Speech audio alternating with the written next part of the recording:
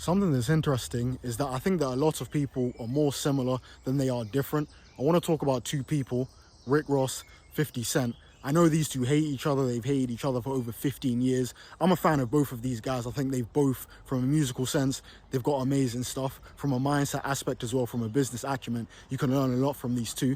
And from me knowing both of them, I think that these guys are two sides of the same coin, and they're actually very similar characters. Now, when I break it down, if I look at both of these two are underdogs. If I look at everything that 50 went through before he got his record deal with Eminem, getting shot 9 times, getting blackballed from the label, all this kind of stuff, just horrible stuff in the streets. Then if I look at someone like Ross, he didn't get put on till he was 30.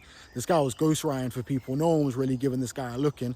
And then as soon as both of these two got their opportunity, these guys were not complacent and they took their opportunity.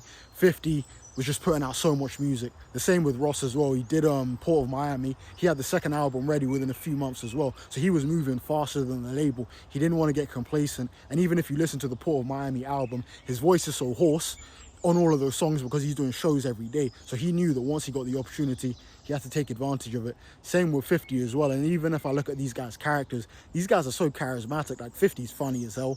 Rick Ross is funny as hell in his own sense online. These guys are both trolls. In theory, these guys would be friends, because even if you look at Fat Joe and 50 Cent are good friends now. Ross and Fat Joe are good friends. Ross and Fat Joe are kind of similar. Both good at storytelling as well. So ultimately, as much as you might dislike someone, you have to understand that a lot of us actually have common traits and we're two sides of the same coin. So I think that Ross and 50, oddly enough, they're two sides of the same coin. Even if you like 50, that doesn't mean you have to dislike Ross. I know a lot of people try and like put dirt on Ross's name or whatever, but if you actually listen to the guy, he's amazing. They both got self-help books as well. 50 Cent, Hustle Harder, Hustle Smarter, 50th Law. Rick Ross has The Perfect Day to Boss Up.